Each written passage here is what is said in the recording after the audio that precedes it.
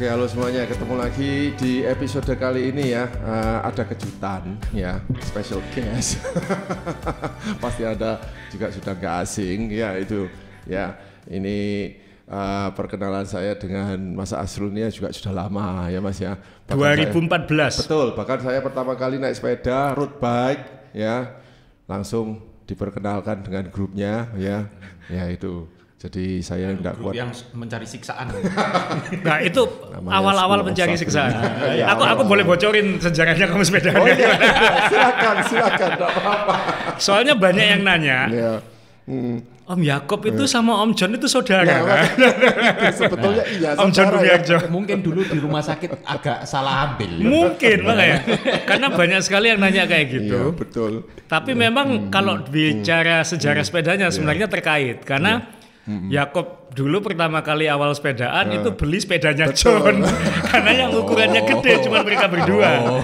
Zaman dulu kan susah cari ukuran besar. Betul, saya 58 Cannondale itu.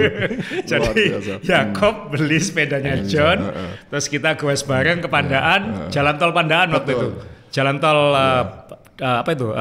Iya, Pandaan. Pandaan waktu itu belum dibuka untuk di mobil, kita pakai. Jadi itu awal pertama bersepedanya. Jadi sebenarnya nyambung aja semua ini. Orang sepeda itu nyambung semua sebenarnya. Betul. Ya, jadi ya itu. Nah, setelah lama ya ini kita berkumpul lagi. Karena apa?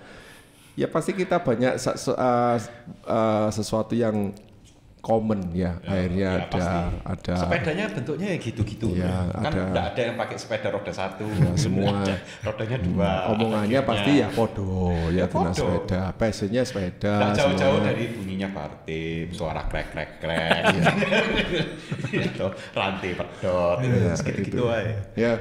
Jadi hari ini menarik karena ya itu tadi kita sudah melewati masa pandemi.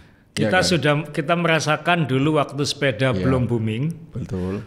Tumbuh secara linear. Benar, kemudian spike saat pandemi.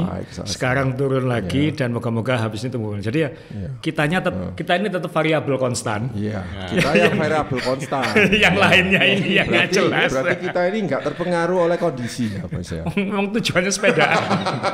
Ingat loh ya, tujuannya sepedaan, nggak terpengaruh oleh kondisi. Dulu ya ini waktu ikut kelompok kita dulu, ASOS dulu itu.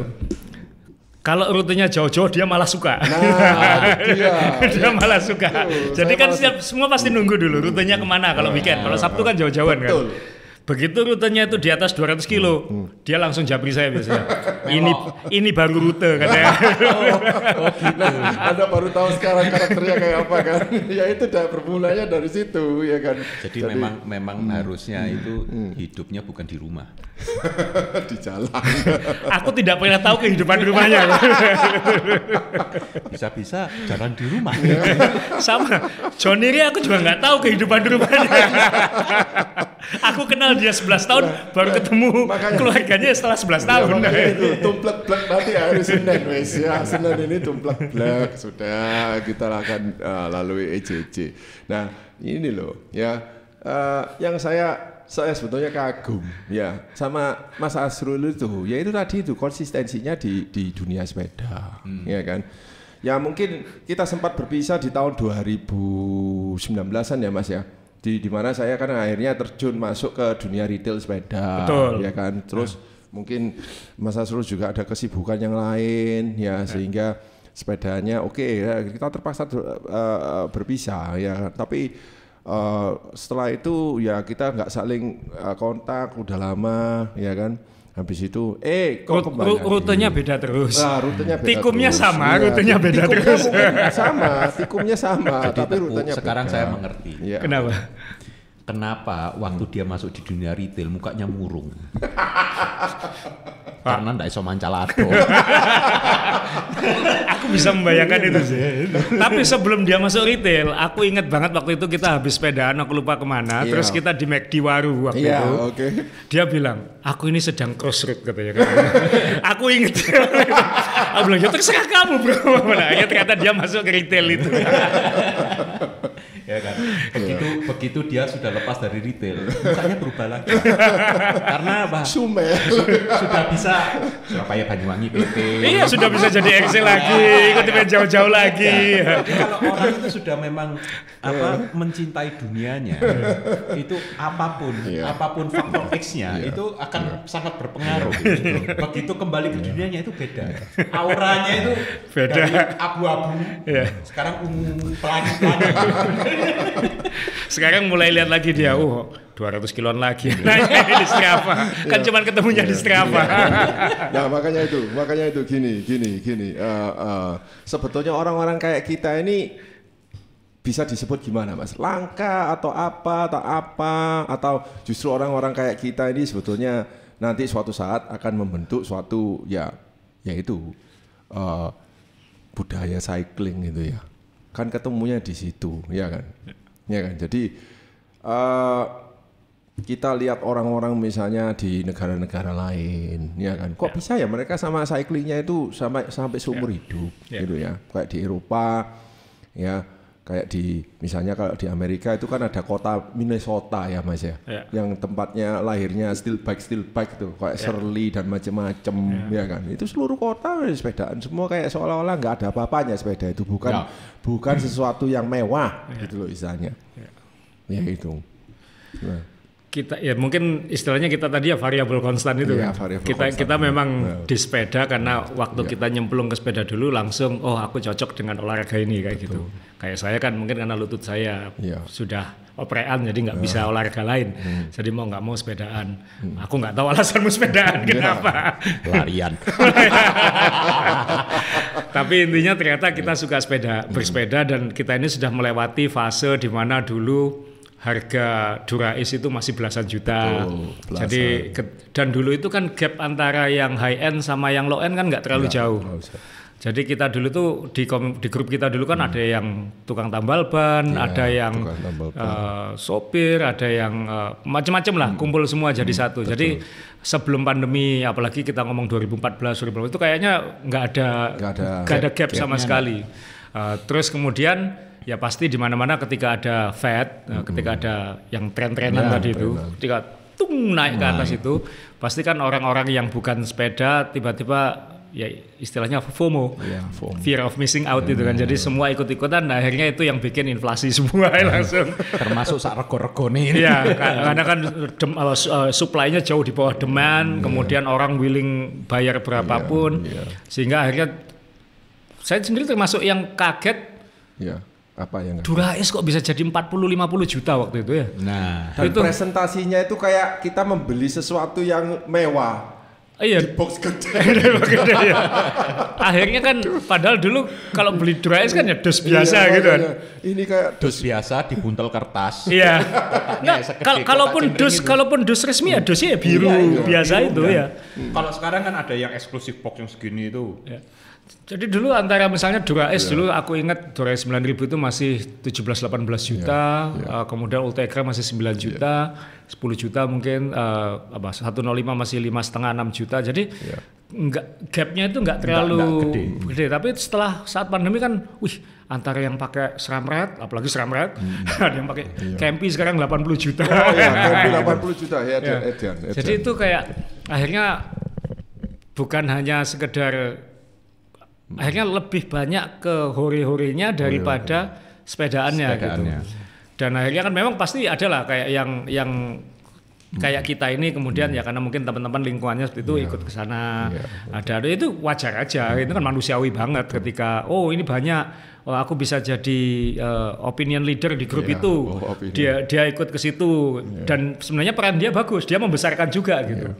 Ini rame di sini, kemudian retail makin banyak juga, makin banyak toko-toko baru segala macam. Untuk kali pertama dalam hidup saya nggak perlu cari barang di luar negeri gitu. Bener ya.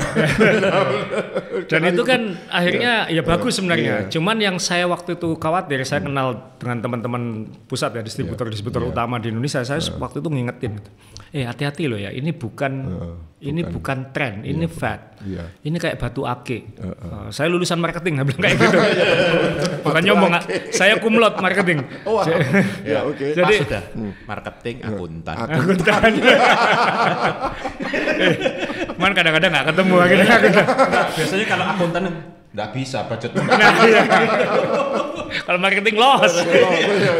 Nah ini bilang ini nggak mungkin, ini nggak sustain ini nggak sustain. Kan nanti ketika momen tertentu, ketika pandemi mereda, orang sibuk lagi segala macam, ini pasti akan anjlok. Beneran kan yang bablas itu Brompton misalnya, amblas. Itu. Sekarang ya ampun kalau kita lihat online marketplace, waduh yang namanya jualan bekas-bekas. Hancur. Jadi akhirnya ini kan kayak diayak lagi kan, menuju ke titik normal lagi. Nah yang kita nggak tahu sekarang kita ini sudah di titik terendahnya lagi sebelum kembali linear atau masih drop. Itu yang aku belum bisa ngukur. Aku belum bisa ngukur. Kalau saya bisa bicara dari segi ex retailer ya. Itu memang kita sendiri yang di dunia retail, karena saya ini passionnya di cycling, saya sempat banyak shock juga ya. Kenapa kok mereka itu membeli barang-barang sepeda nggak wajar?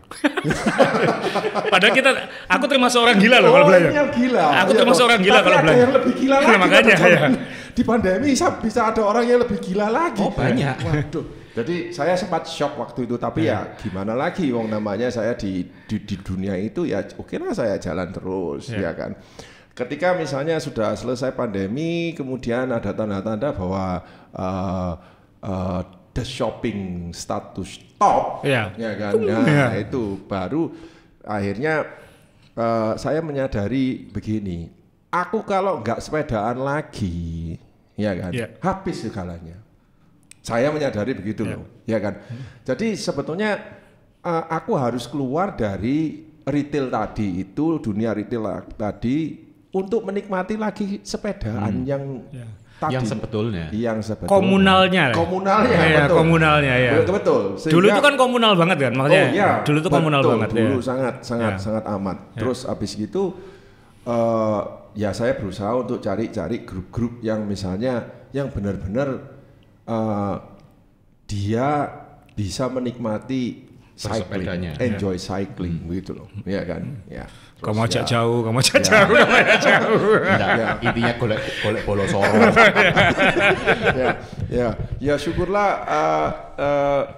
itu akhirnya efektif. Efektif untuk bukan untuk misalnya membantu kembali ke berbelanja, tidak, kita sudah nggak usah ngomong tentang belanja. Kembali ke fundamental.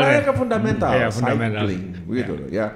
Jadi kamu apapun udah lupakan, misalnya kamu mau beli ini beli itu, ayo kita cycling, ya kan. Nah, saya bersyukur juga setahun terakhir saya kok juga masih dipanggil, ya bisa jadi road captain, ya kan? Sudah bisa ngelayap soalnya.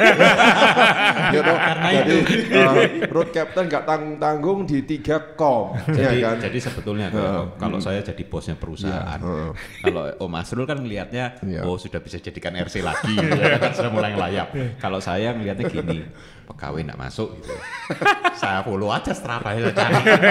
Loh, hari ini kok kepandaan ini, nggak masuk kantor ini.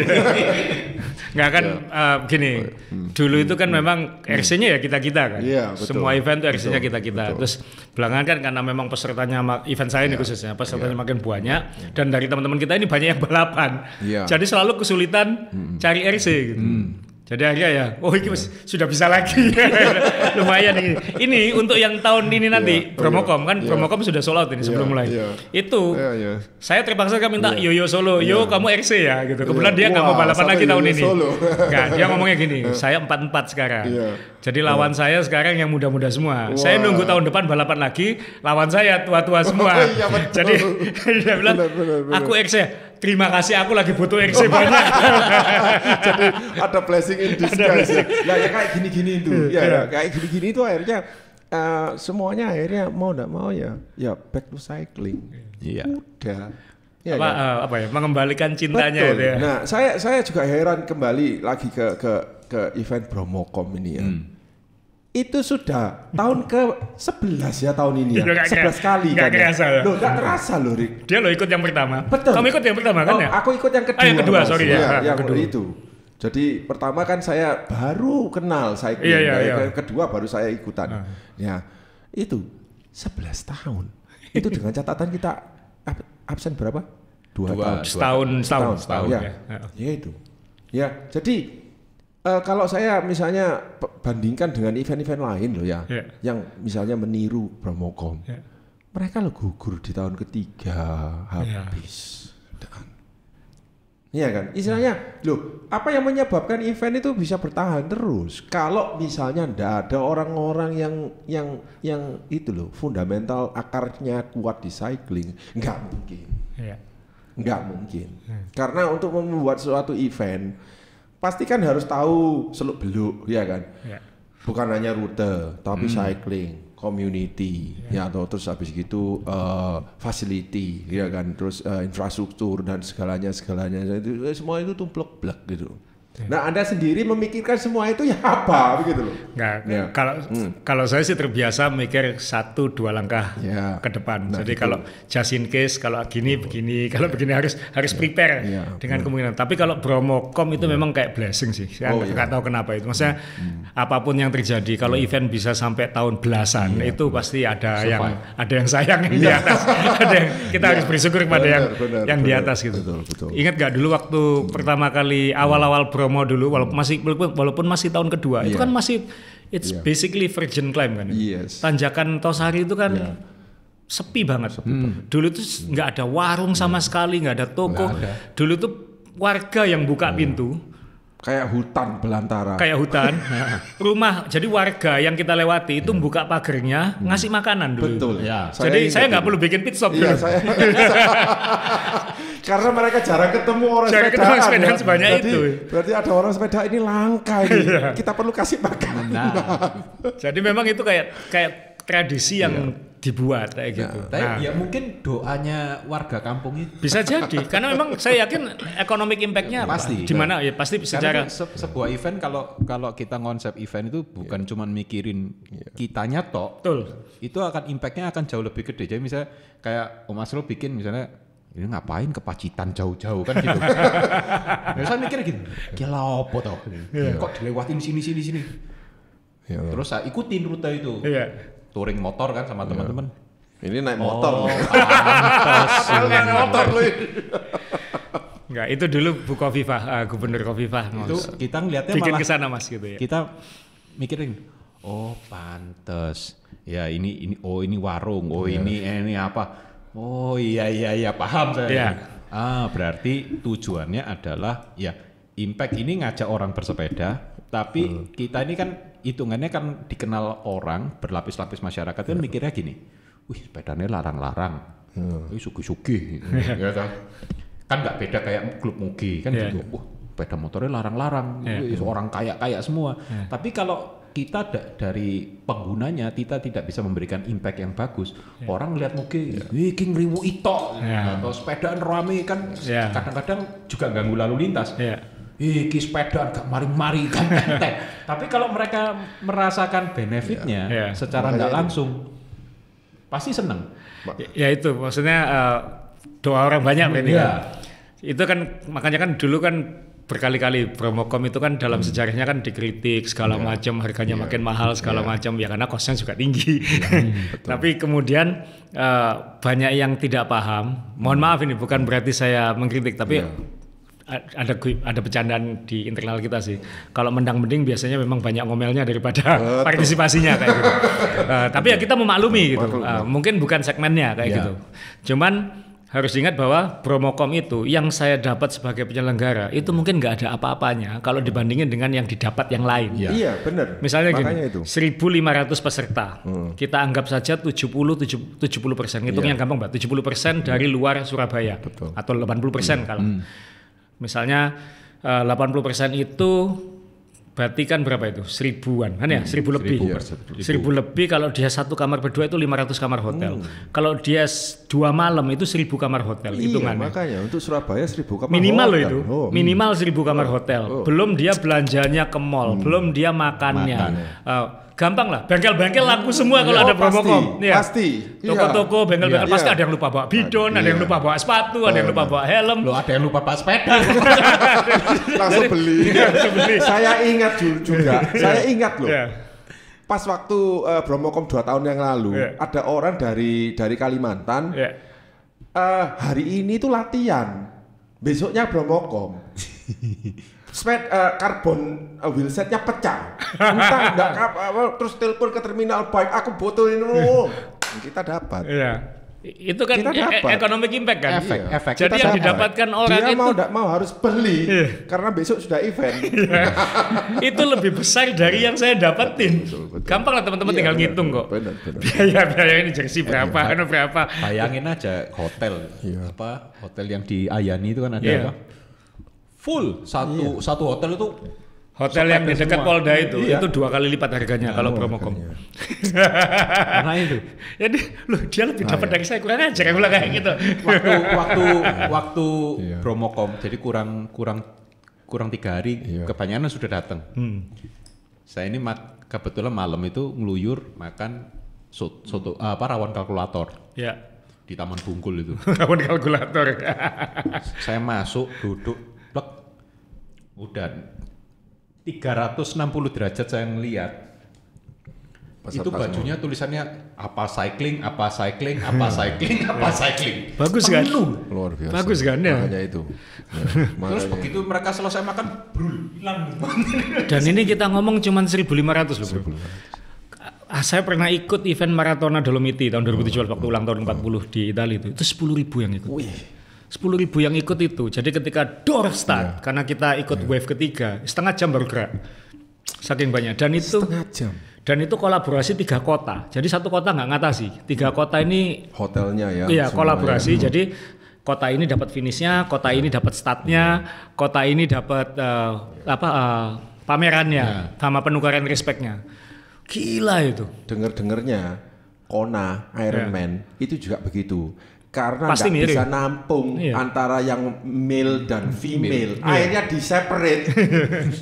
Oh iya, di beda event jadi ya. Beda event, tapi tetap Kona. Karena hotelnya nggak pernah infrastrukturnya nggak cukup. Promocom ini memang mentoknya di 1.500. 2 tahun lalu kita bablas ke 1.700. Monoketrinya nggak cukup.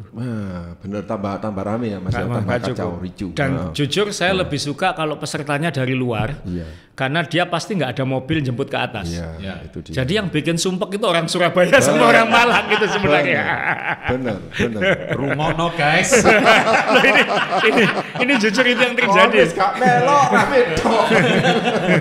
Karena kalau yang dari luar pasti dia ada bis atau pakai transport. Kalau gitu ntar lagi kita bikin. Kalau Mas Rul bikinnya Promocom itu kan King of Mountain. Saya juga akan bikin Promocom .1. Ya toh? Apa King of Mudunan. Cepet-cepetan mudun.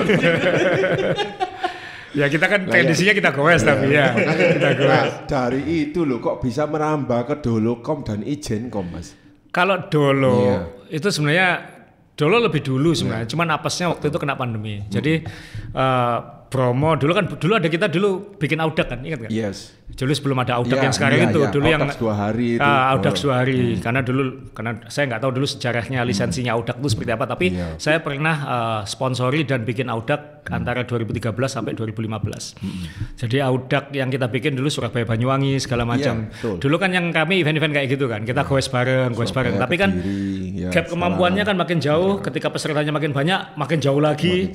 Jadi akhirnya event-event seperti itu sulit dan nutup jalan segitu banyak itu mahal. Ini banyak yang nggak sadar nih. Mahal. Steril loh jalan dulu. Banyak yang nggak sadar bahwa steril itu mahal. Nggak ada yang murah. Mahal. Terus kemudian akhirnya Kom ini ternyata menarik gitu. Dan sebenarnya kan banyak sekali tanjakan-tanjakan bagus di Jawa Timur ini. Yang karena kita orang Jawa Timur, istri saya juga orang Kediri. Waktu itu diajak ferry ke Kediri. Kita ferry sama pembalap Dani Lesmana waktu itu. Mas ini ada jalan ke air terjun dulu. Cuman berempat. Daniel Lesmana, Ferry, John sama saya. Berempat tok, guys. Kita kan dulu sering explore kayak gitu kan. Ayo nyoba ke sini yuk kayak kita. Kebetulan waktu itu pas di Kediri nyoba ke sana. Jalannya masih batu-batu semua ke atas itu. Nggak ada warung sama sekali. Sampai atas bingung mau minum apa waktu itu. Tapi bilang, ini bagus ya buat event itu. Dan itu tahun 2016 sebenarnya kalau nggak salah. Terus 2017 belum bisa bikin event karena jalannya masih hancur. 2018, 2020 mau bikin pandemi. Jadi akhirnya 2021 baru bikin waktu itu. Nah, ternyata bisa booming. Dan itu juga bagian dari inginan saya juga. Ini pasti baik buat Kediri karena mertua saya orang Kediri. Itu dia. Mertua saya orang buat Kediri. tempat itu ya istilahnya ya kan. Kalau Banyuwangi kita kan sering dulu ke Banyuwangi dan di sana kan ada Pak Guntur yang sangat passionate terhadap bersepeda. Sekarang Sekda ya, Sekda Banyuwangi. Sangat passionate dan dari dulu itu selalu ayo bikin event di sini, bikin ini. Cuman kan transportasi ke Banyuwangi itu minta ampun. Lebih dekat dari Bali daripada. Jadi teman-teman kalau ikut Ijenkom terbang ke Bali aja, jangan ke Surabaya. Iya benar ya. Itu lebih dekat. Kecuali kalau tolnya udah jadi. Iya, kalau tolnya udah jadi, wah peserta saya bisa booming. Bisa booming Mungkin lagi. perlu sebelum tol itu diresmikan untuk mobil. Dilewati dulu ya. Harusnya begitu itu ya. kelihatannya kan nanjak-nanjak bukit-bukit kan. Nah, itu udah pasti siksaan semua isinya. Aku bisa telepon gubernur ini. Coba. Bisa. Cuman ya. Dijadwalkan gitu. Jadi akhirnya kan bisa bikin impact. Nah. Nggak semua kota bisa soalnya. Jadi kota-kota itu kan struggle. Kita ini apa ya? Ikon event kita ini apa gitu. Jadi ya kita bikinin kayak gitu. Nah ini masalahnya saya juga pengen bikin di beberapa kota lain. Cuman kan karena barusan pilkada, jadi banyak yang barusan ganti pemimpin sehingga belum. Waktu kita syuting ini masih belum dilantik, saya masih belum bisa ngomong. Jadi nanti setelah dilantik nanti akan ada meeting. Kan saya juga pengen bikin di Jawa Barat. Dulu ada di Manado. Manado berkali-kali dulu. Tahun 2017 waktu bikin di Manado pertama kali, itu nggak ada toko sepeda sama sekali di sana. Sekarang mulai. Sudah banyak sekarang. Nggak ada orang sepedaan. Om Royke Hendra itu bilang, Mas orang-orang ini nggak pernah lihat lebih dari 10 sepeda lewat katanya itu.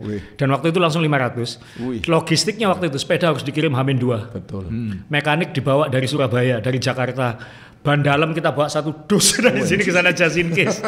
Karena memang nggak ada bener tahun 2017 itu. Tapi sekarang kan booming. Nah kemarin kesulitannya bikin event di luar pulau sekarang, saya juga banyak bicara sama Kementerian Pariwisata sebelum ini. Karena harga pesawat ke luar pulau sangat mahal sekarang. Dan lebih murah ke Malaysia, ke Singapura, ke Thailand.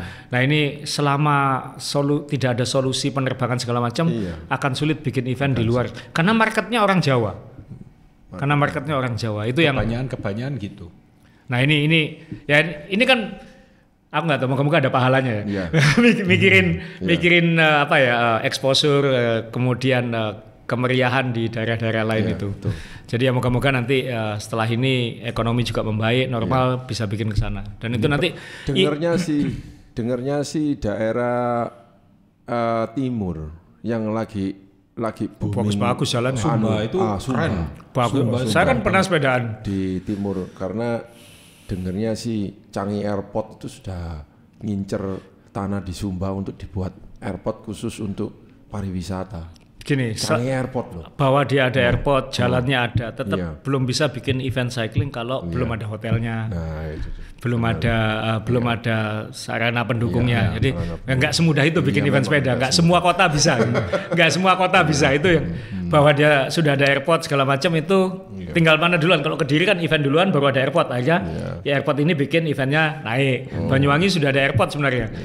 Cuman masalahnya kan kena pandemi, jadi dia belum normal. Ini semua harus balance, harus balance. Ya semoga kita bisa mencicipi semua itu semua. Yang penting kita kan seneng sepedaan kemana-mana, supaya ada alasan goes kemana-mana. Dan satu lagi, Bro Yakob itu, Om Yakob, event sepeda itu penting untuk menjaga gairah, jaga semangat, jaga industri. Jadi semua mikir. Ini ekosistem ya. Ekosistem itu saya selalu bilang karena saya juga di basket bikin DBL, kemudian di sepak bola saya juga pegang Persebaya. Yang paling penting itu panggungnya. Kalau kita naruh gula di panggung ini, nanti semutnya datang semua. Betul. Nah, kalau ini misalnya ada toko sepeda, ada retail, kemudian ada komunitas, tapi nggak ada eventnya, itu nggak ada panggungnya tetap. Ya hilang. Jadi ini untuk menjaga. Makanya jangan kan apa yang Anda sebut loh tadi. Anda misalnya saya dapat undangan untuk jadi RC aja loh. Bayangkan impact-nya kepada saya pribadi. Beban loh. Saya harus mempersiapkan. Misalnya saya harus secara fisik harus latih. Gak boleh malu-maluin. Itu saya loh, ya Rick ya. Bayangkan peserta yang dia sudah bayar loh, Mas. Dan dia dari jauh datang. Dia kalau sampai nggak mempersiapkan. Dan untuk mempersiapkan fisik kan otomatis dia harus bekerja, dia harus bersepeda, ya kan minimum 1 bulan, satu bulan sebelum event kan dia harus kerja keras untuk latihan. Dan itu bisa beli wheelset baru, itu bisa beli wheelset baru, bisa servis, ya, beli ban baru, beli ban baru, beli sepeda baru, beli power meter baru, sepeda baru kok. Ya, dengan berbagai apa itu namanya. Makanya yang penting itu event ini jaga semuanya itu ya. Bayangkan. Karena manusia itu kan punya sisi kompetitif. Nah, kalau manusia itu sudah dihadapkan kompetitif, kita kan banyak punya confidence. Pasti saya tahun ini kalah sama dia. Nah itu juga lagi ya. Kalahin lu. Jadi kayaknya kita udah lewat era itu. Masa itu udah lewat. Masih banyak yang gitu. Jadi masa itu udah lewat ya. Customer ke bengkel, kok itu settingannya apa sih? Ini kan. Tapi enggak apa-apa. Enggak apa-apa. Enggak apa-apa. Maksudnya dari situ. Kita misalnya kalau misalnya sudah dianggap senior pun kan kita bisa ngasih tuturan ke junior, misalnya ke newbie. Kan masih ada aja orang-orang yang tanya, Bromocom rasanya gimana sih? Bromocom rasanya gimana? Rasanya gimana? Konstan lurus. Yang Bromocom tuh nggak perlu sprocket yang ekstrim. Yang penting tahan. Itu. Karena itu kan the power of dengkul, paru dan jinggur. Yes, masuk. Bromocom dengan Ijen dengan Dolo beda. Ijen dan Dolo mungkin butuh sprocket yang agak lebih besar. Bromo sebenarnya enggak. Cuman harus tahan di kiri itu gitu aja. Bayangkan juga. Kan relatif nggak pindah kiri. Bromo itu. Bayangkan juga loh ya. Bayangkan juga dengan mengikuti yang kom itu ya Rick ya. Saya pribadi loh belajar banyak. Ya karena saya kenal dia. Saya sampai konsultasi kombinasi apa yang sudah bingung. Anda kan pasti juga sudah melihat aku sudah level gak kira-kira pokoknya sepedaku ini wes. Ya sampai pakai rasio 0, ya karena itu keseruan istilahnya. Dan itu bikin orang belajar tentang sepeda kan ya, belajar tentang sepeda. Benar. Kalau saya sih yang sekarang pada tahap yang surprising adalah sampai hari ini masih bisa ketemu teman-teman baru, ketemu orang-orang baru. Yang kalau sebelum pandemi kan aslinya event apa aja orangnya itu. Kita ikut event di Ambarukmo orangnya itu. Kita ikut event di Solo orangnya itu. Kita ikut event di Lombok orangnya itu. Kalau sekarang variasinya banyak lebih rata sekarang. Lebih banyak. Makanya sampai kemarin di artikelnya main sepeda ada tim dari Singapura. Orang berapa itu? 30. Nah, 30 Singapura.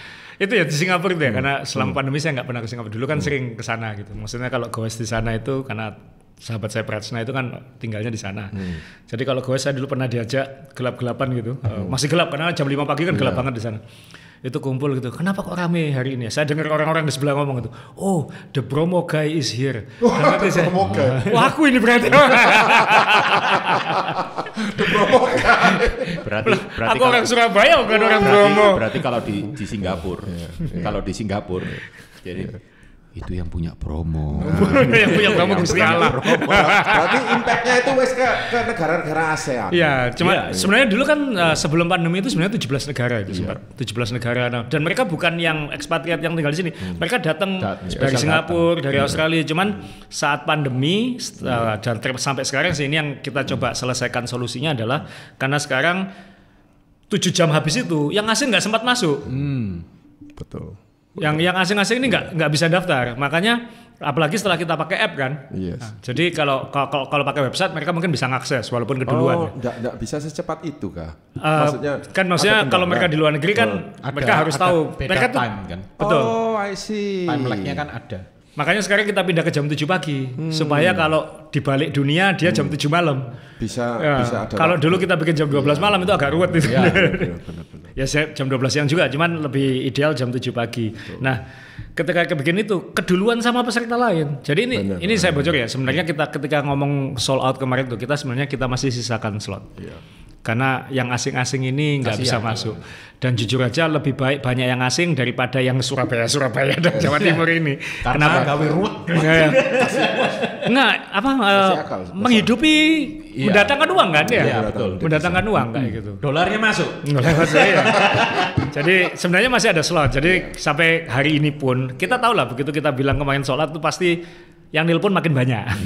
Jadi sebenarnya kalau kita sebenarnya masih punya sisa slot. Cuman ini kita prioritaskan ke asing yang Ya itu ya bagus sekarang akhirnya ada lagi kelompok 30 dari Singapura. Ya, karena 2 tahun terakhir kan minim asingnya, minim. Betul. Ya, semakin banyak yang sepedaan, itu semakin seru. Oh ya tentunya. Kalau terlalu banyak jadinya kayak pandemi, nggak baik juga. Jadi linear aja. Benar. Linear aja.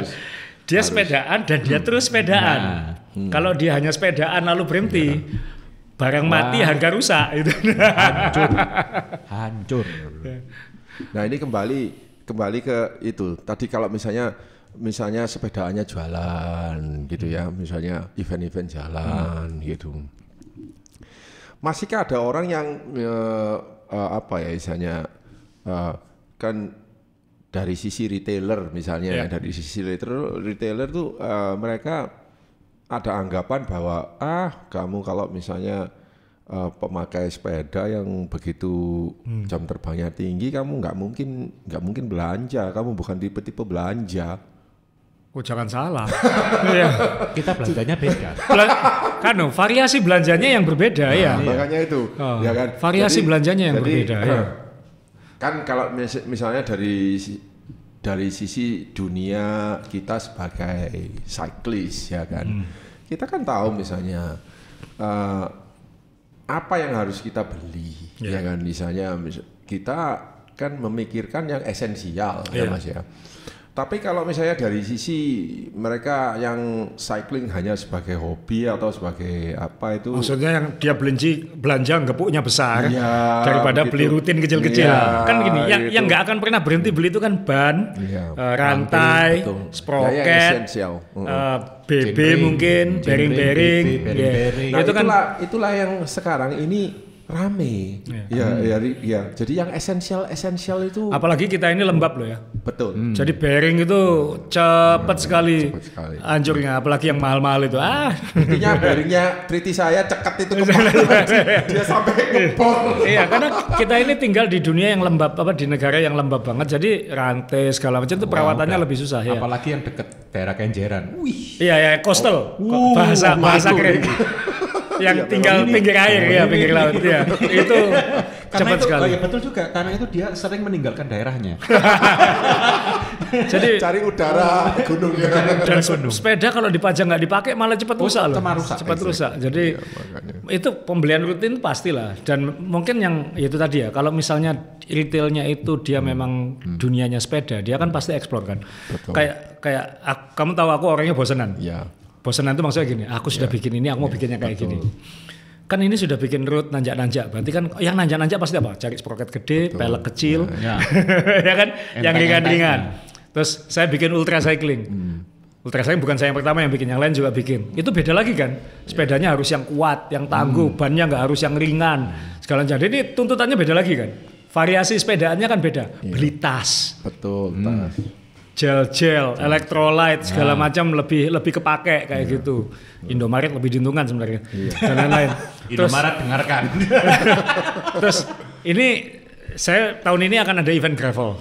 Iya. Dan itu berarti nanti orang akan nyoba ban besar. Betul. Dan gravel itu kan gini, ini MTB, ini road. Gravel tuh dipek semua tengah-tengahnya ini.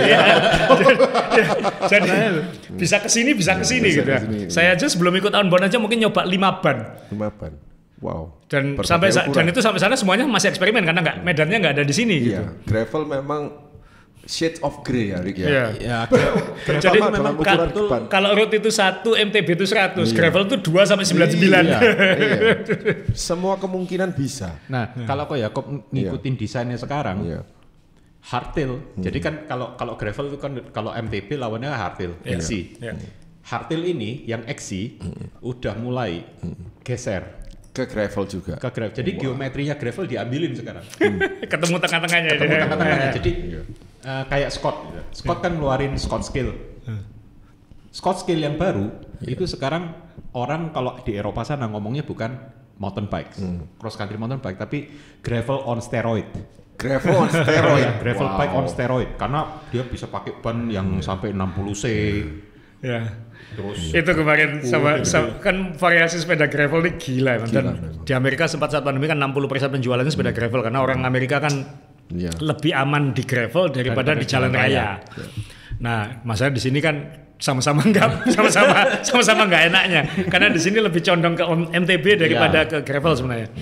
Nah, itu waktu sama John dan saya bikin sepeda gravel untuk Wednesday itu kita bikin lebih dekat ke road karena di Indonesia lebih kepake dan di Kansas sendiri juga sebenarnya itu fast karena lurus-lurusnya panjang kayak gitu. Nah itu ya tapi ini karena nanti mau bikin event gravel dan di sini irisan antara gravel dan hardtail tadi MTB tadi itu tipis.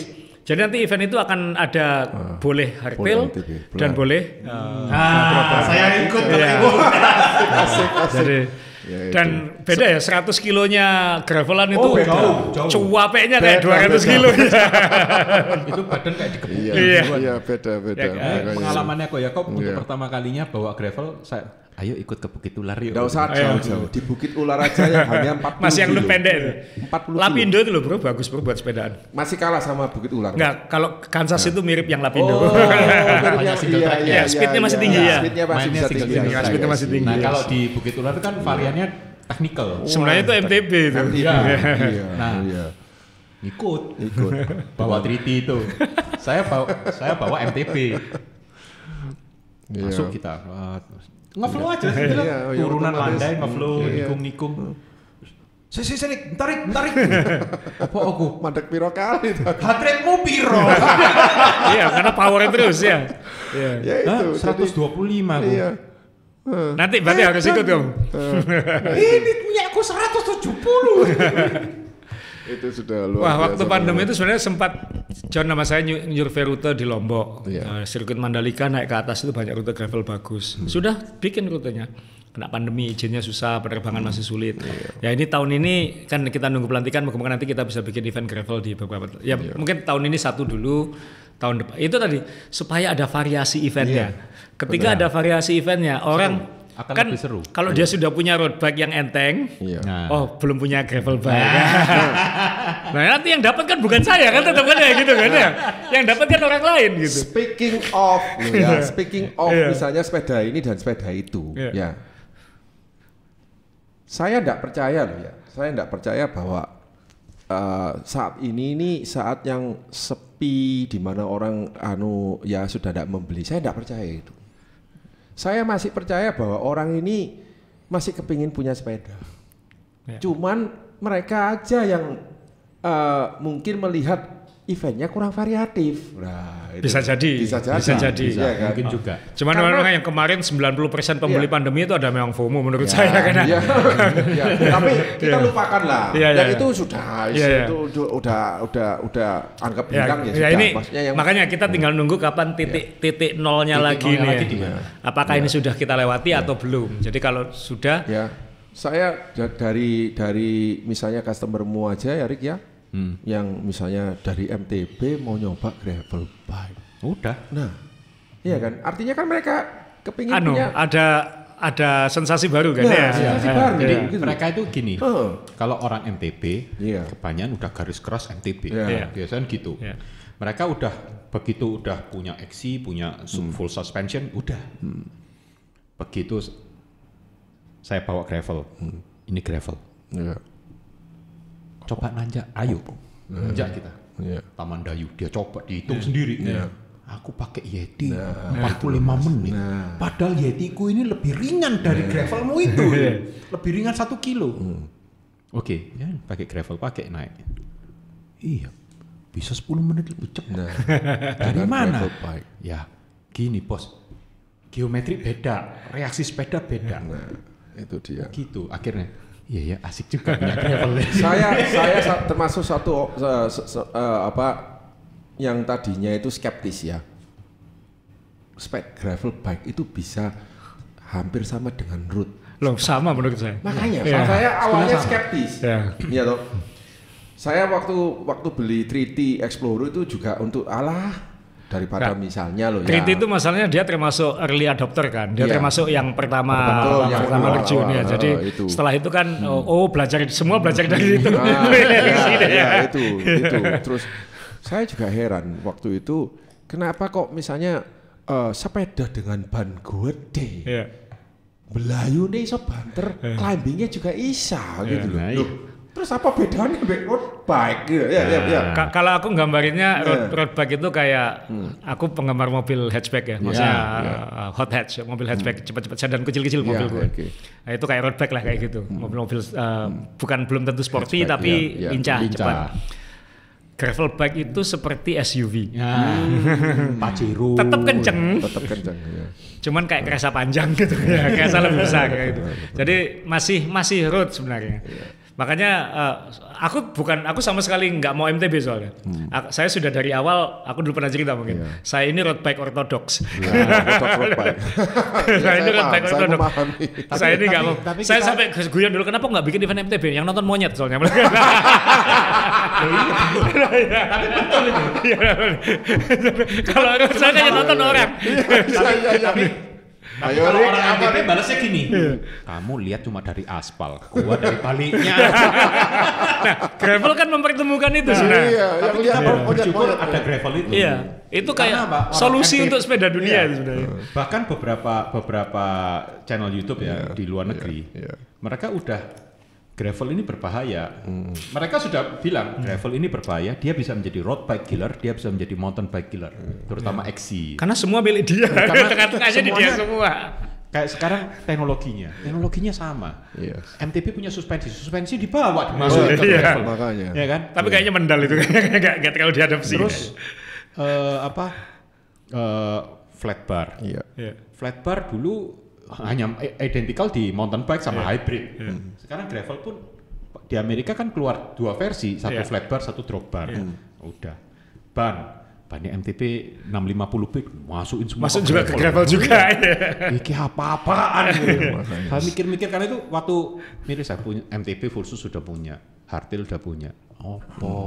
Berarti dia yang mendekat ke road kan? Iya. Lah gara-gara apa? Tiap hari saya goesnya sama orang-orang road. Jadi mereka itu mikir, aduh kok aku mau buntuti mati kok. Kenapa? Terintimidasi yo. Lo kok bisa? Iya, sepedamu memang kalau costing tidak ada suaranya. Wong. Termasuk dia. Pernah ngalamin. Suara sepedamu itu memang tidak banter. Waktu costing itu tidak. Tapi suara banmu itu mengintimidasi. Supaya kita udah bungkuk-bungkuk gitu kan lihat, ban gede apa ini? Asik kok, maksudnya gravelan ya memang akhirnya harus komprominya di mana. Makanya bikin event gravel kan susah ya. Maksudnya di sini istilahnya nyebutnya all terrain. Karena tidak bisa bilang murni gravel kayak gitu. Karena memang gravel itu ditemukan di Amerika yang memang jalannya makadam semua kayak gitu. Jadi itu bukan off-road sebenarnya, bukan MTB. Masih hardpack.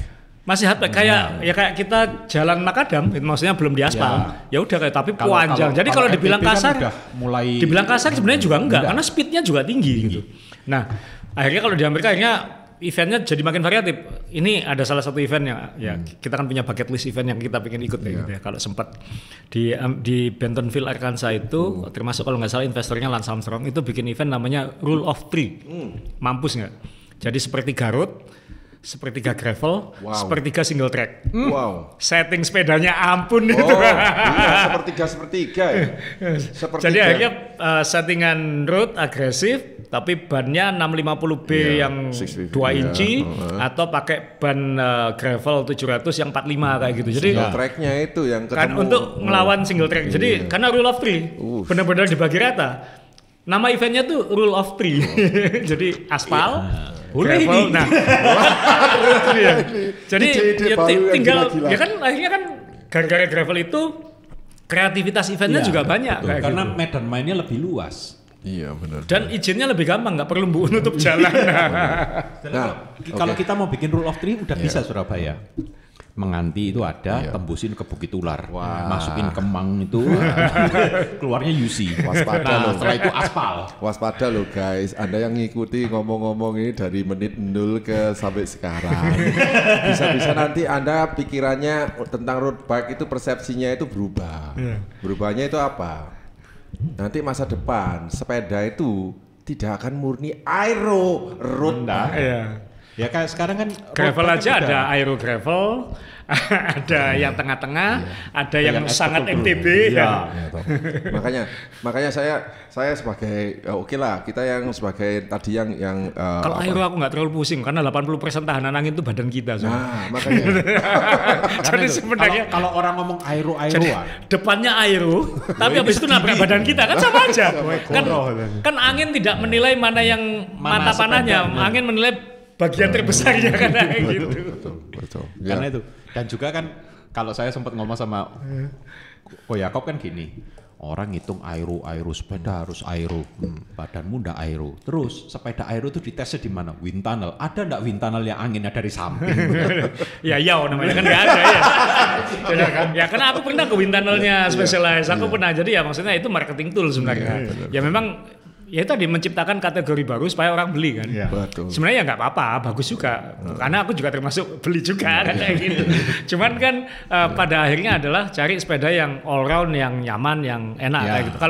Kalau sudah hanya satu ya, akhirnya ketemunya akan itu gitu. Dan kalau memang nanti nggak bisa beli MTB, nggak bisa beli road, nggak bisa beli aero bike, nggak bisa, ketemunya sepeda gravel. Iya, betul. Karena sepeda gravel kasih ban 28 jadi road dia. Betul. Jadi one for all ya. One for all. Sepeda saya sekarang yang gravel sekarang kan 34. Iya. Pakai Pro One. Udah jadi road bike. Road bike sekarang pun ban 32 kok, maksudnya. Iya. Sudah gede-gede. Bahkan pembalap Tour de France pakai ban 30 sekarang nih. Yang Pirelli Pisero yang baru 40C. Ya, tapi itu kan masih itu kan jadi percakapan ya. Maksudnya ini road atau enggak kayak gitu. Karena kalau dipakai di gravelan ya kayaknya ya bahaya juga kan, licin kan, enggak gigit ya. Tapi ya opsi itu sekarang ada gitu. Ada banyak. Kalau saya sih, menurut saya Indonesia ini cocoknya 28 sampai 32. Sebenarnya jalanan kita ini kan bumpy banget. Worn pavement. Bumpy with cracks. Teman saya dari Amerika bilang bumpy. Karena itu orang negara luar kalau disuruh goes di Indonesia itu challenge. Nggak usah ikut Bromocom deh. Suruh muter di Surabaya itu challenge. Ya tahu how strong is your ass. Bumpy ya ampun. Oke. Jadi sebenarnya merek-merek Eropa itu Mas Rul harusnya bikin riset itu di Indonesia. Iya. Mestinya ya. Terutama yang pegang sadel. Bib. Nah, kayak John sama saya kalau bikin sepeda sih kita menyesuaikan yang di sini. Cuman kalau yang di sana kan market terbesarnya kan tetap Amerika dan Eropa. Jadi ya berat itu. Indonesia ini waduh, gravel bike. Jatuhnya kayak gitu nanti. Betul, Indonesia gravel bike. Gravel bike. Kalau saya all road bike lah minimal ya. Sama customer gitu. Ban itu yang sepeda yang cocok nih. Gravel loh. Padahal mainnya kan tunjungan loop. Iya. Percaya apa enggak ya Mas ya? Yang kemarin kita survei ya, tahun lalu kita survei loh ya, yang ke Banyuwangi terus begitu besoknya itu ke anu ya. Saya dengan 3T Explorer saya, badan saya itu masih lebih fresh daripada saya naik road bike Lapierre loh. Comfort speed dong. Sama heran. Iya, comfort. Ini karena kan ini minggu depan EJJ ya. Iya.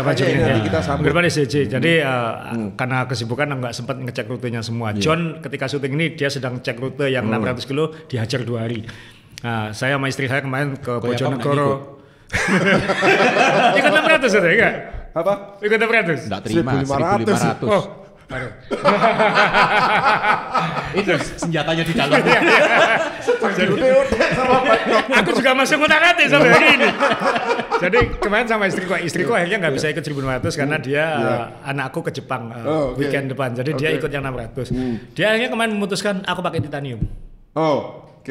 Karena nyamannya. Siapa? Betul. Ivo. Ivo akhirnya memutuskan pakai titanium. Walaupun sudah pakai karbon badan tetap dia merasa aku nyaman pakai titanium karena Ivo kan kecil orangnya. Jadi Dia mendal-mendalnya lebih kerasa daripada kita. I see. Jadi sepeda titanium itu kan sepeda steel, titanium itu kan bisa ngeredam ya. Jadi dia akhirnya memutuskan pakai titanium. Ini akhirnya settingannya diubah semua. Kita di sini sekarang ini settingan sepeda. Ikut berarti ya? Ikut 600 akhirnya. Oh 600 iya. Aku tetap 1.500. Iya. Wow. Iya. Ini Kamu per atau Solo? Saya Solo. Oh yes, aku per dulu. Per sama siapa? Sama Joko. Nah ini loh ngomong-ngomong tentang Aku pikir kamu ikut 600, 1.500 ternyata. 1.500. Selamat tuh. kemarin sudah konsultasi rutenya. Makanya saya sudah saya kasihkan dia seluruh mapnya. Ayo pelajaran mereka. Pelajari. Aku sudah bikin plan A, B, C. Ini kok tulis kan kalau di Garmin kan muncul itu sign-signnya. Ini kok gambar gunung-gunung semua. Kayak sinus kosinus gitu. Ini apa-apaan? Nanti kamu akan menikmati Pacitan Trenggalek. Wah itu. Ya Tuhan, itu aku aja benci. Iya benar. Itu kan Pacitan Trenggalek. Pacitan, oke. Trenggalek. Cakep pemandangannya tapi rutenya ya. Rollingnya memang rolling. Itu bukan rolling, gigi hiu itu. Gigi hiu. Jadi naik turun. Jadi bukan rolling. Naiknya steep. Jadi power loss, power lebih capek. Kalau rolling kan dibandul kan. Ini enggak. Wow. Terus itu sudah disiksa di situ, masih ke erek itu. Oh yang terakhir. Loh, gini ya. Erek itu malah yang gampang. Hah? Kamu tahu 2 jam selesai? Iya benar. Kamu sudah tahu itu 2 jam tahu, selesai. iya. Rolling itu kamu nggak bisa ngukur. Nggak bisa ngukur, benar. Sama di daerah Kepanjen itu. Iya, Panjen. Kepanjen itu kalau masuknya pas siang, itu angin itu kita gerak berapa jauh itu angin berubah. Itu angin muter. Musuhnya tahun ini cekungan. angin. Musuhnya tahun Karena ini angin. dia cekungan. Apalagi ini kan kabarnya ada badai apa di daerah selatan. Tapi sudah minggu ini sudah lewat. Waktu event harusnya sudah aman. Soalnya panitia aku ya pusing. Oke, saya tanya lo ya. EJJ itu sebetulnya diadakan tuh apa sih? Enggak. Iya kan? Kita ini kan sebenarnya sama tadi bosen. Nah, Terus makin banyak event ultra. Kita dulu kan sebenarnya pernah bikin event 500 kilo kayak, tapi kan dibagi 2 hari dan sifatnya dikawal kayak gitu. Nah tapi belakangan kan apalagi di luar negeri banyak event-event ultra kayak gitu kan sebenarnya banyak. Cuman dulu kalau mau bikin kayak gitu takut kan siapa yang goes kayak gitu. Tapi sekarang contohnya kan sudah banyak. Nah jadi akhirnya kita bikin yuk di Jawa Timur kayak gitu. Untuk nambahin variasi aja. Dan untuk main sepeda sebenarnya itu konten. bener. Karena kan ya mohon maaf kita semua nanti jadi marmutnya keliling yang ditonton orang banyak itu ya. Jadi kan sebenarnya itu konten media sebenarnya. Mas Rul, coba diulangi tadi. Kenapa IJJ dibuat? Tadi karena marmutnya. Kan yang daftar ini sebenarnya bukan peserta tapi konten ya. Makanya itu. Ya, tapi kan fair, aku juga jadi konten soalnya ya. Tadi karena bosen kan. Ada bosen ya, ya. Berarti kalau kita sedang bosen tidak boleh mager. Iya. Ya, tambah harus gerak. Ngelayap. Harus ngelayap. Punya ide. Dan anu lah kan kita kan sering goes di semua kota di Jawa Timur ini. Maksudnya ini kan kalau dilewati bagus.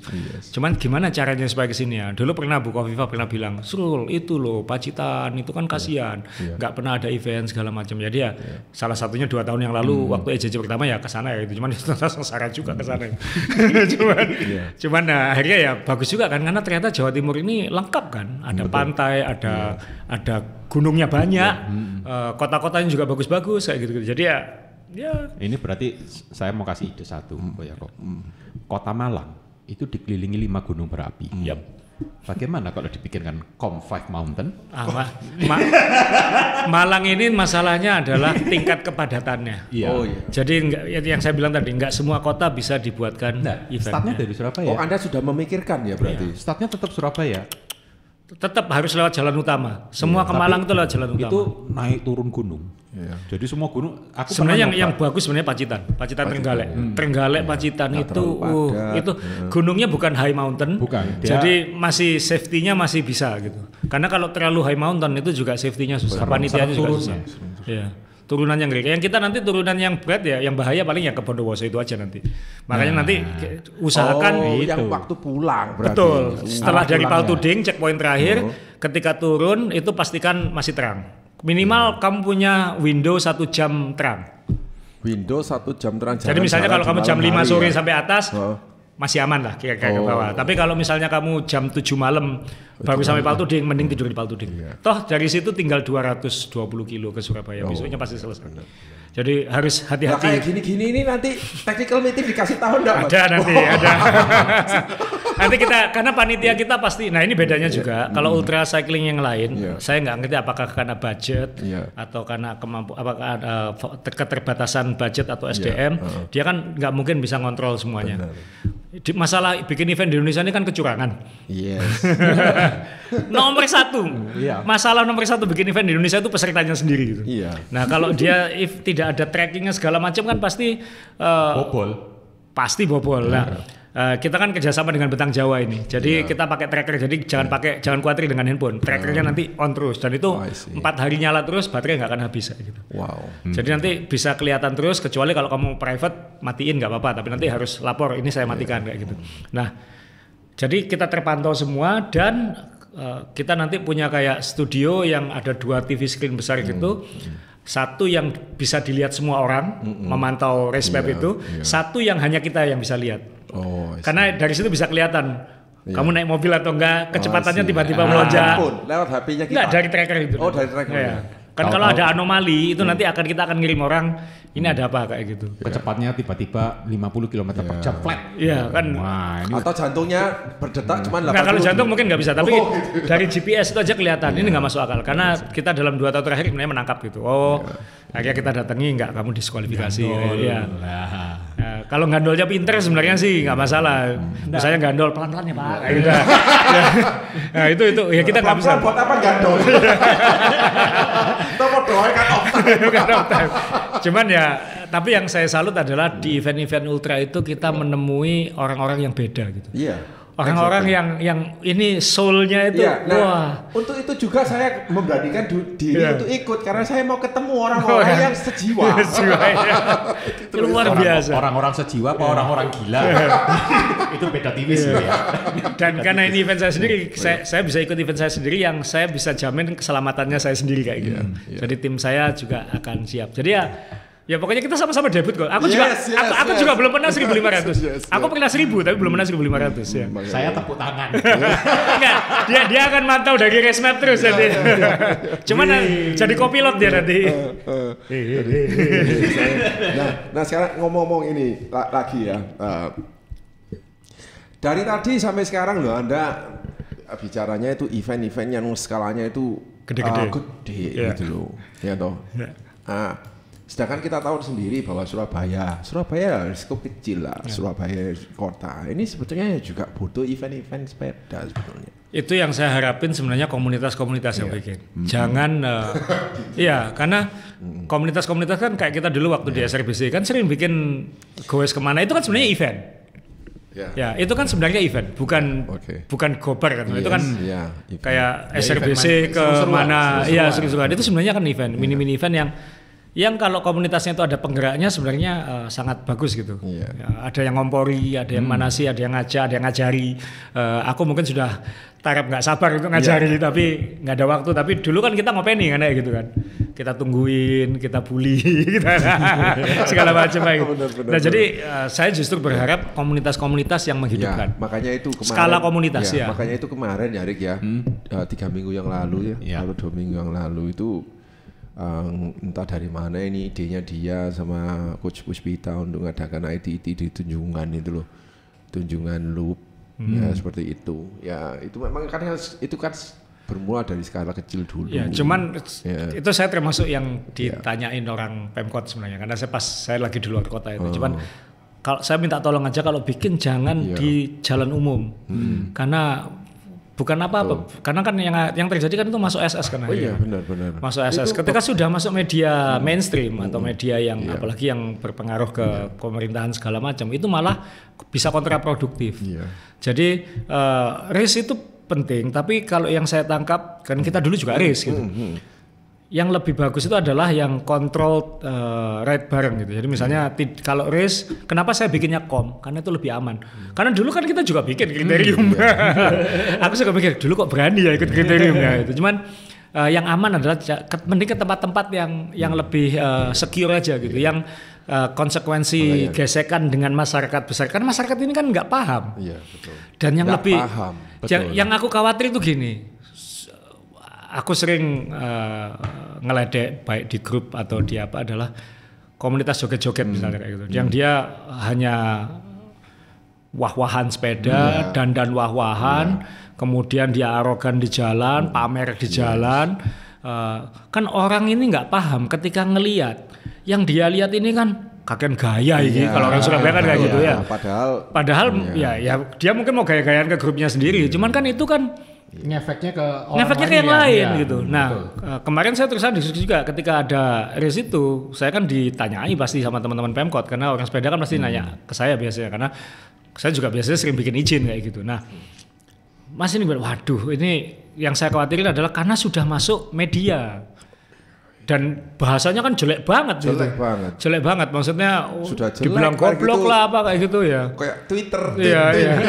Yang gulung kan. Zaman sekarang ini kan gulung. Nah, itu nanti akhirnya yang kena yang lain itu. Yes. Nah, saya sih dengan gampang aku bilang, aku nggak pernah ke Tulup, rumahku di selatan, jadi aku mending gowes ke selatan. Cuman tolong kalau encourage kayak gitu, oke, tapi mungkin lebih di tempat yang tidak meminimalisir gesekan. Karena kalau terjadi gesekan-gesekan itu yang kena semuanya kayak gitu. Kecuali memang sekalian bondo ya, tutup jalan kayak gitu ya. Dulu kan kayak gitu, cuman kan biayanya kan. Serem. Makanya itu kan ada ide ke mana itu, ke GPT ya. Nah, GPT memang sirkuitnya pendek banget, tapi itu kan bisa. Betul. Atau jalan sekitar GPT itu kan juga relatif sepi, dan sudah aspal sekarang. Sudah aspal. Jadi ya challenge selanjutnya berarti gini, dari apa yang Anda tadi ngomong, berarti sudah bagi Anda sudah event-event kayak gitu Anda malas bikin ya biasanya? Bukan malas bikin, karena kayak kenapa aku bikin DBL tapi aku nggak bikin turnamen yang kecil. Nah itu. Karena harus ngasih ruang sebanyak mungkin orang berpartisipasi. Partisipasi itu kan nggak cuma bersepeda, tapi bikin kegiatan sepeda. Kalau semua dimonopoli kan nggak akan tumbuh gitu. Exactly.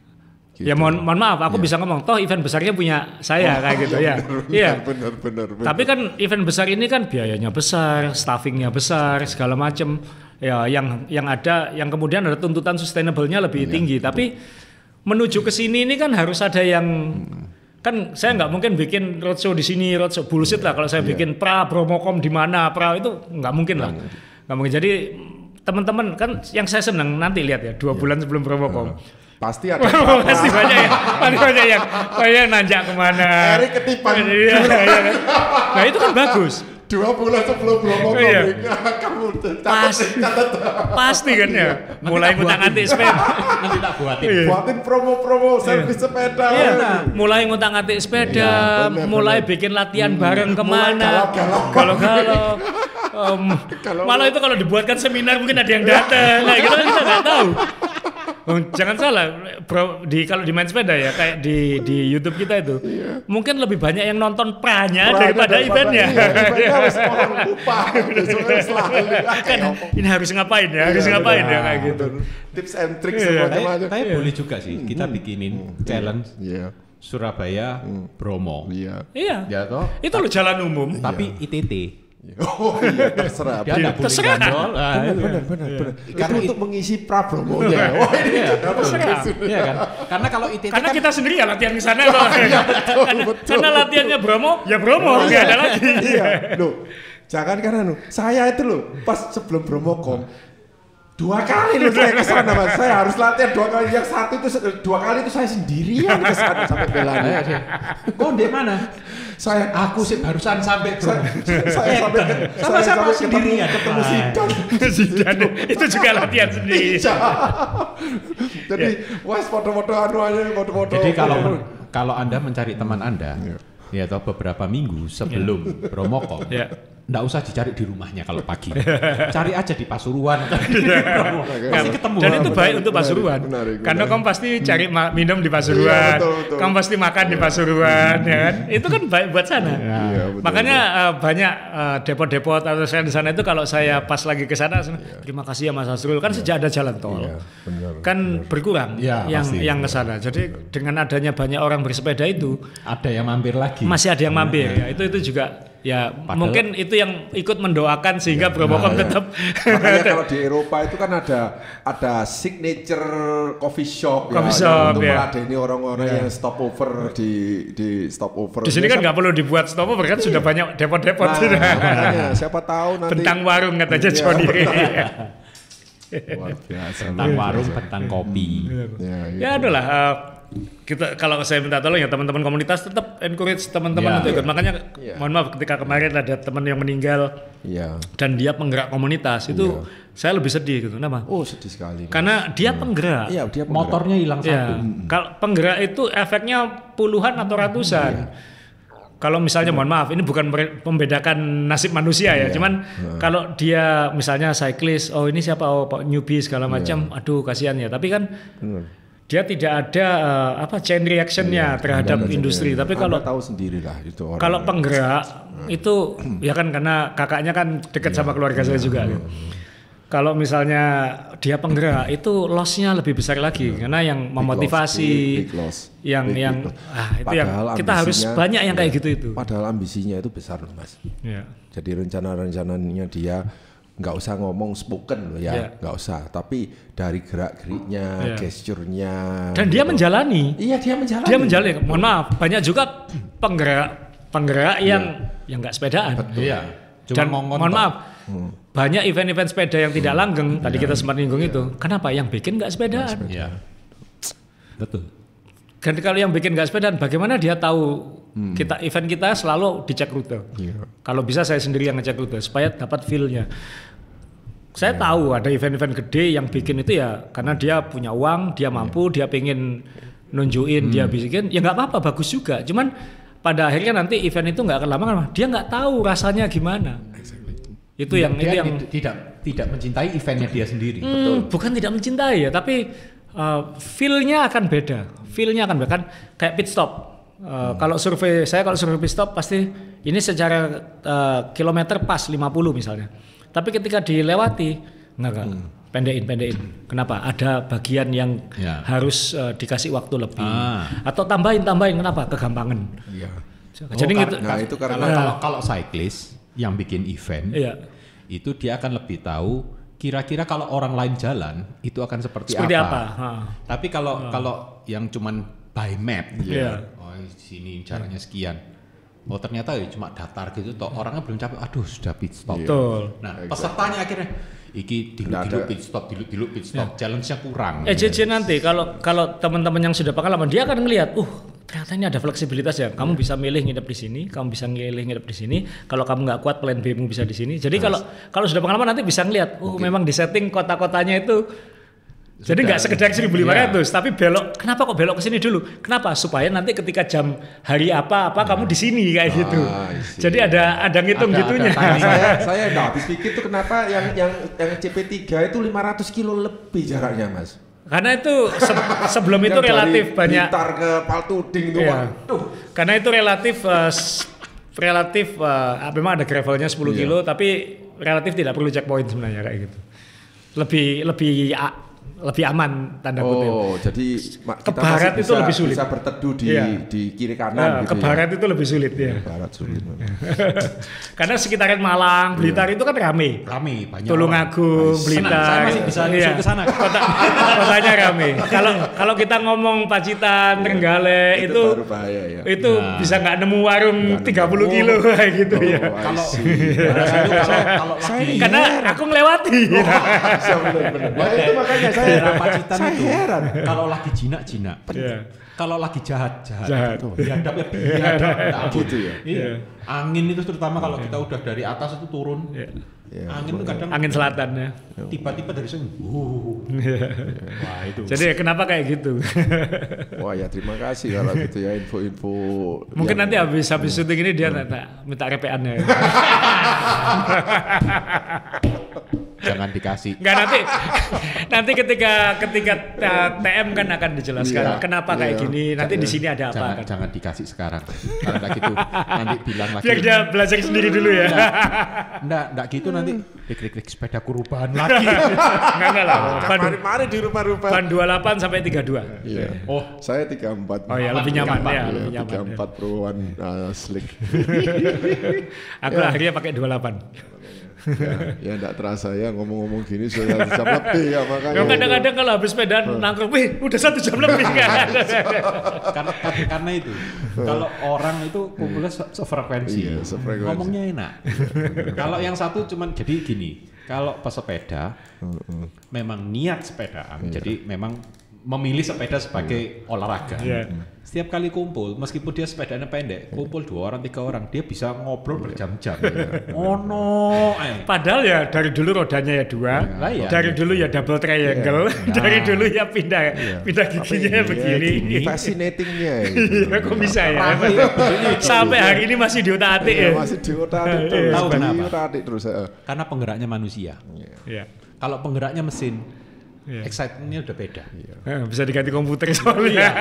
Bisa pakai adas selesai. Bisa, ya ya. kan? Kalau ini adas mana yang bisa mancal? Nggak ada. Kadang-kadang ada ban baru nyoba. Iya. Kita sebetulnya gini, kalau kita mau upgrade sepeda, lebih baik upgrade-nya satu-satu daripada sekalian. Ya. Karena kalau ngubah, jadi kayak testing saintifik ya. Yang lain sama dulu, ganti satu dulu. Nanti Betul, yang lain sama. dikembaliin lagi yang lama, diganti yang ini. Jadi kalau 3 variabel diganti bersamaan, nanti malah Nggak seru. distorsi data. Iya, enggak. Kita enggak. Jadi Itu misalnya aja loh, itu sudah lifetime. Iya, distorsi data. Iya, gak paling lifetime. Untuk eksperimen satu butuh puluhan bulan. Ya tentu balik lagi puluhan bulan. karena itu saya kalau punya sepeda saya kan enggak pernah sebentar. Paling ya cuman si tukang ngacir itu yang harus ganti cepat karena pecah. Sisanya kan saya pakai 9 tahun karena apa? Ini mentoknya sampai di mana sih? Kita pengen tahu kan. Wah, aku mecahin udah berapa biji. Kalau mutusin 2 Kilometerku banyak di sepeda daripada di mobil kok. Oh iya. Sama. Karena itu kadang-kadang saya kalau nyuci mobil lebih baik orang lain yang nyuci. Iya, nggak ada yang menikmati. Kalau orang lain. Sini. Mau jongkok setengah jam ke jongkok. Aku dulu pernah lihat, saya suka sepeda, ada 3 hal yang saya dapatkan dari bersepeda. 1, olahraganya, karena kebetulan nggak bisa olahraga yang lain karena lutut. 2, utak-atiknya. 3, speednya juga dapat. Jadi aku suka balapan kan, yang tahu saya suka F1. Jadi 3 ini saya dapat semua gitu. Jadi akhirnya kembalinya ya ke sepeda lagi. Yang lain cuman satu terisi, cuman 2 terisi. Ini 3-tiganya terisi. Makanya itu.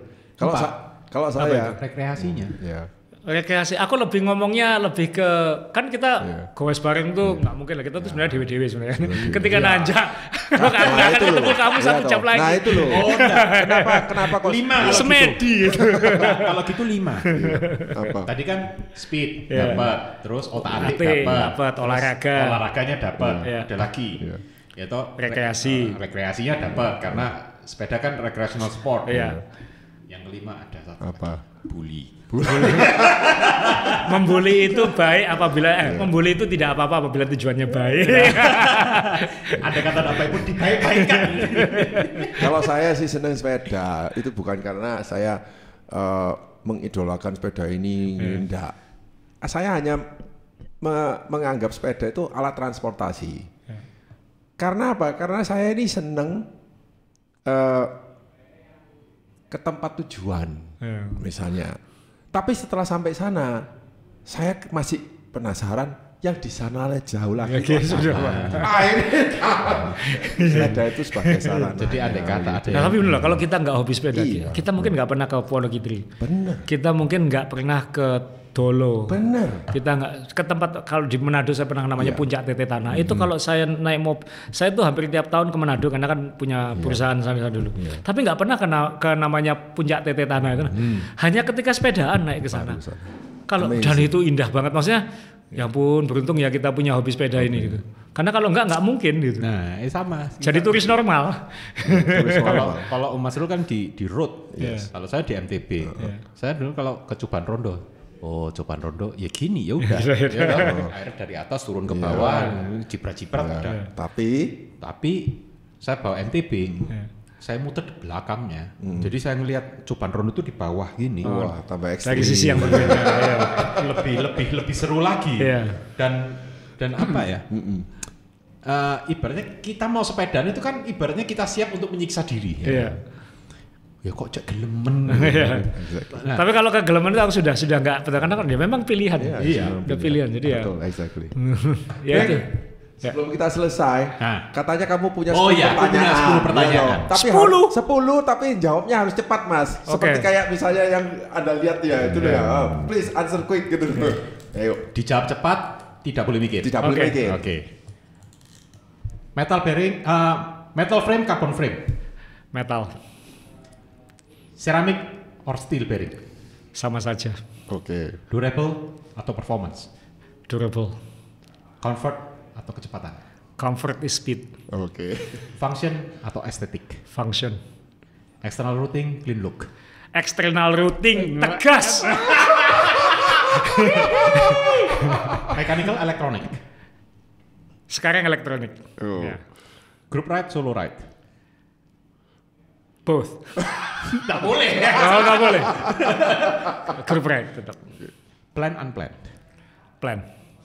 Human or bike. Human or bike. Human lah. Ya. Mantap. Terus cyclist. Elektronik tadi dengan asterik ya, karena dulu kan masalah kabel sekolah, tapi sejak pakai seram ini agak.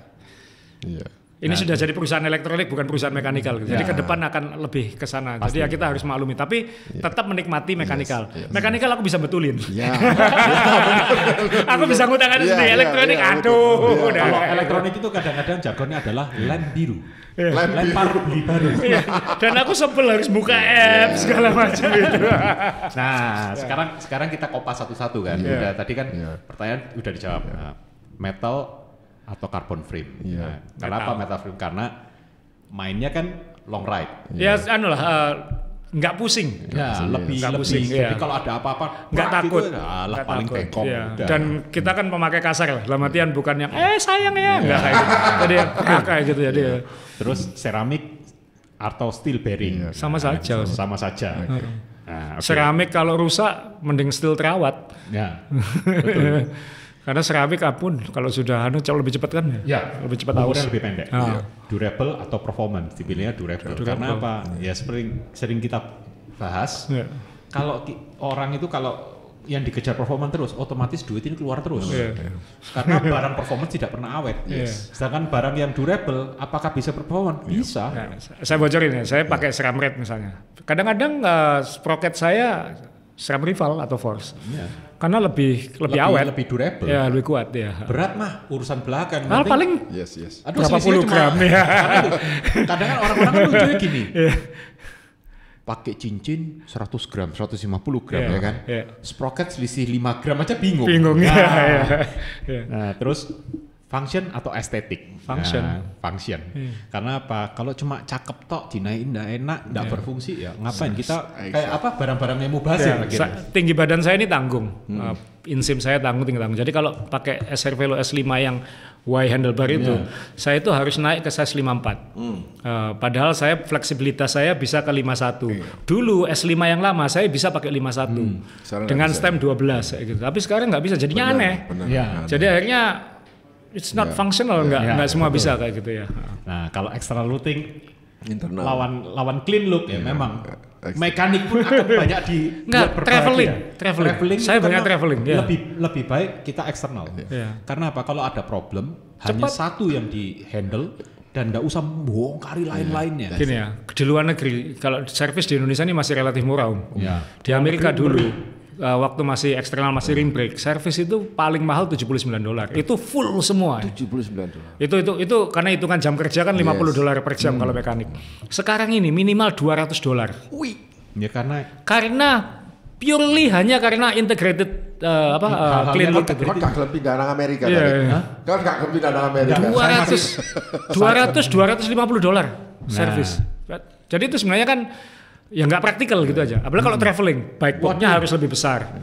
Dulu saya sering tiap tahun ke Malaysia. Dulu karena masih ring brake atau masih eksternal, satu truk cukup untuk 24 sepeda misalnya dengan boxnya. Sekarang saya harus sewa ekstra lori. Ya. Karena bike box-nya lebih besar semua. lebar, Jadi lebih cost-nya naik semua. Lo bike box-nya road bike Lebih gede. yang pakai Integrated. integrated sama bike box-nya untuk sepeda downhill, gedean road bike. Kan baik ya. Padahal konyol, murni hanya handlebar aja. Cuma gara-gara handlebarnya itu, karena itu kapan ya ada integrated ini bisa ditekuk-tekuk. Iya, kayaknya dengan sudah punya itu ya. Nah, Kira-kira terus begitu. mechanical atau elektronik, pilihannya di elektronik karena memang teknologi itu bergeraknya ke sana. Kayak banyak perusahaan itu sudah jadi perusahaan elektronik sekarang. Shimano ini ketinggalan. Shimano masih perusahaan mechanical. SRAM sudah jadi perusahaan elektronik sekarang. Ya. Bahkan shockbreaker pun sudah elektronik. Nanti rem akan brake by wire. Pasti. Wow. Itu pasti akan ke sana. Aku Tinggal sudah dapat asal. Nah, tapi yaitu sebelum kita bisa menikmati teknologi yang seperti itu, perilakunya harus dibenerin mulai sekarang. Nggak, tetap akan ada dua nanti tetap ya. Ya loh. Jadi perilaku kayak sepeda pokoknya pakai nggak rusak dan didandani. Ya itu. Akhirnya nanti suatu saat kalau brake by wire lupa ngecas. Blong. Itu. Nah, terus plan, unplanned, yang dipilih ada plan ya pasti. Setiap perjalanan kita mesti prediksi kita mau istirahat di mana. Karena jadwal pribadiku ya. Terus kalau human versus bike, human. karena segala sesuatu. Bike-nya nggak bisa jalan dewe. karena sehebat apapun sepedanya, kalau humannya meletri, ya meletri tetap. Karena itu bocah. Wah. Berapa jam Terima udah? kasih lo ya. 1 jam 25 Nah, sekarang saya tanya tuh ya. Sekarang saya ini kan Yang Mas kayak Rul. sana kan kamu aku cuma ngomong. Kan tadi Mas Rul, sekarang Yakob. Apa? Metal atau carbon? Metal. Ceramik atau steel? Steel. Durable atau performance? Ya durable. Comfort atau fast? Comfort. Function estetik? Function. Eksternal atau clean? Eksternal. Mechanical elektronik? Mechanical. Group atau solo? Solo. Solo dia. Plan unplanned? Unplanned ya gak apa-apa. Human or bike? Human. Oke. Ini tergolong pesepeda belakrak. Karena jawabannya langsung apa? Group ride solo ride. Ya toh? Nah, pertanyaan ke-8 ke-9 ini kan berkaitan. Nggak tahu ya Mas ya. Saya ini merasa bahwa group ride itu malah bagi saya itu problem. Enggak, kalau grup ride gini. Apalagi Kalau dulu kan kita rame-rame ya, maksudnya gapnya iya. banyak. Sekarang kan aku lebih suka small group karena small group, relatif lebih sama kemampuannya. Toh kalau najak ya sendiri-sendiri juga makanya. pada akhirnya kayak gitu. Nah, ini tau kan dia milihnya solo, solo Oh, ride. Terus plan unplanned, unplanned. Loh, kalau misalnya punya kemerdekaan waktu ya saya, aku mungkin juga suka unplanned. Karena kalau ke luar negeri aku mungkin milih unplanned. Kenapa? Kita mau nyoba kesini ya kayak. Cuman karena aduh aku nanti harus kesini, nanti ada meeting ini ya, itu yang susah ya. Tapi kalau ini bahaya karena itu auranya berubah setelah dia keluar. Menggoknya kemana ya? Lain udah. Itu dulu kita sering dijadiin alasan itu ya. Ikut siapa? Ikut Azrul kemana? Mana nanya? Menggok katanya. Ini aku yang jadi kena nanti ini. tapi itu biasa. Biasa. Saya juga sering gitu kok. Apalagi kalau yang mau upgrade itu. Kalau upgrade di Menggok, kalau kesini aja. Enggak, dikirim ke sini barangnya. Jadi, loh, kok kita beli ini alamatnya di mana ya? Loh, kamu ngapain tanya alamat ke aku? Kita kirim ke sana. Loh, kenapa enggak kirim ke rumah? Istriku marah. Itu masalah klasik itu masih ada berarti. Masih ada yang sampai bertengkar di sini. Cuma gara-gara wheelset. Aduh. Iya. Oke Mas. Siap. Kita harus Thank you. Hari ini hari yang menarik, hari yang indah, hari Pecah yang rekodnya. pecah rekod. 1 menit 30. Ya. 1 jam 30 menit. Siap. Oke, ya Thank you, terima thank you. kasih. Sampai ketemu di episode selanjutnya. Oke.